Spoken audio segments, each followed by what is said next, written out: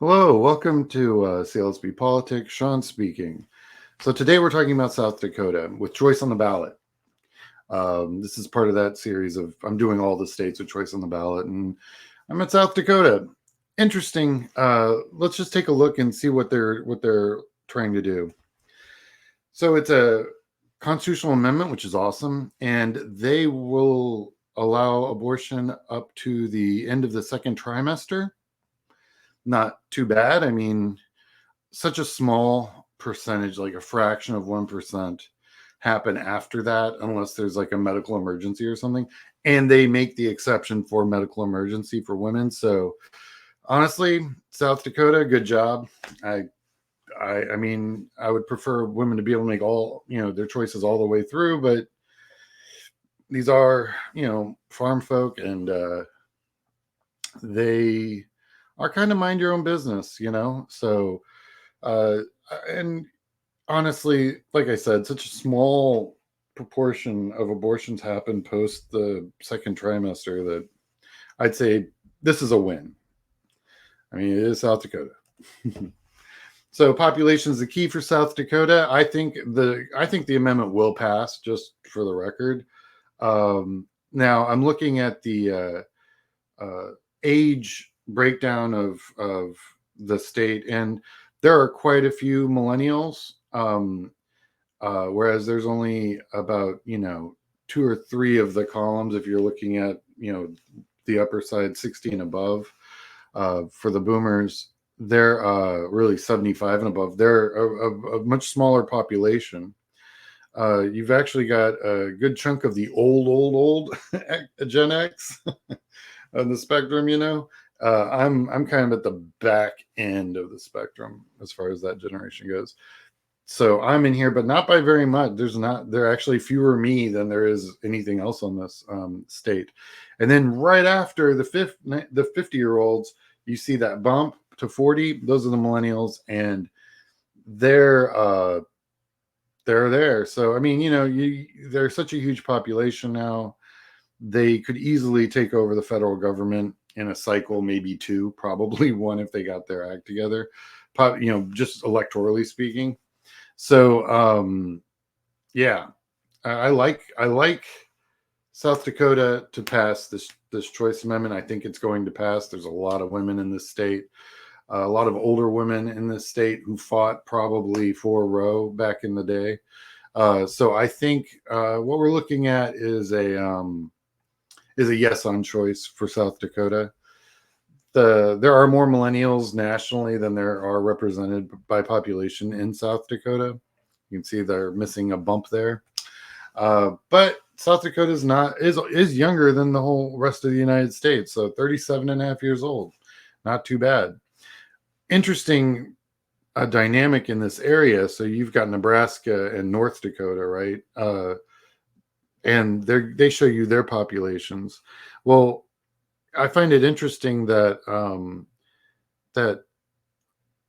so when the green line there, which is North Dakota, goes down, that is the shale revolution, right? Whereas South Dakota, you saw their population get a lot younger. I would imagine that service industry, things of that nature. But man, and really since COVID, wow, you can definitely see that their age has they've definitely gone up. So what that indicates is probably an exodus of younger members of the population. And even North Dakota's gone up almost not as much, but almost the same amount. But of course, they're starting in the 35 and a half years old. They're the same age as Texas, and this is the United States' national age. So demographically speaking, their age is increasing. Their population's around 800,000, which is really small if you consider the size of that state.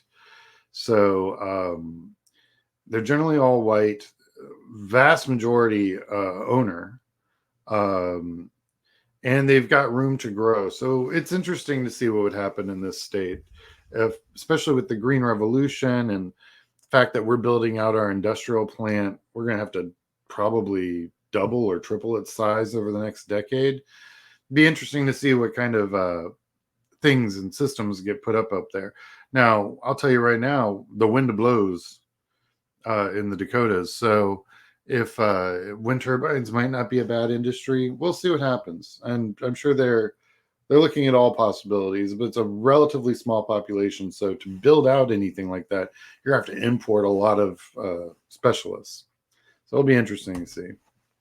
This is the population map of South Dakota. It's kind of what you expect from a agricultural state. So yeah, like I said, I've never done field program here. There just isn't enough to do field. I mean, you can do field programs in South Dakota. In fact, my firm, not only did we build a field program for high density residential and or rural, urban suburban. So that's normally the universe in which we operate.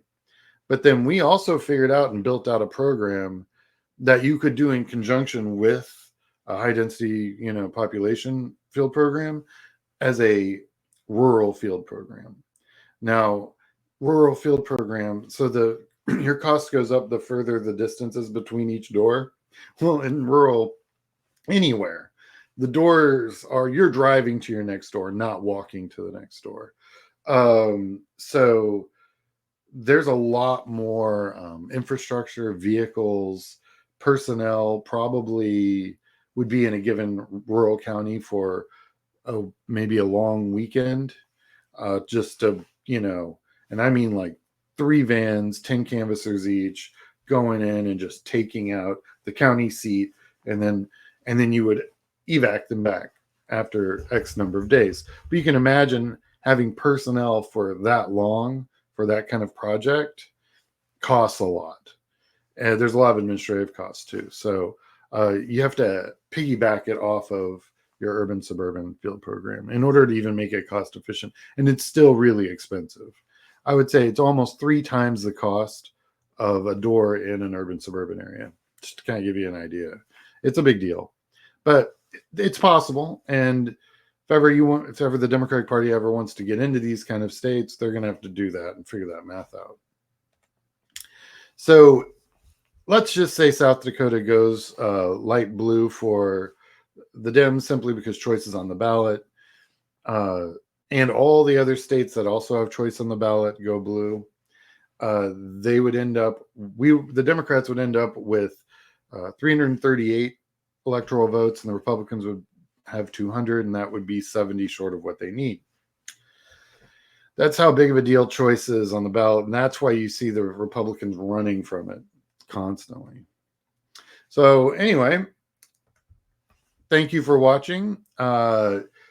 Check your voter status, like and subscribe. Also, if you wish to support the work that I do on this channel, we have a PayPal at CLSB Politics. I hope everyone has a great Sunday. Go Cowboys, and I will talk to all of you guys later.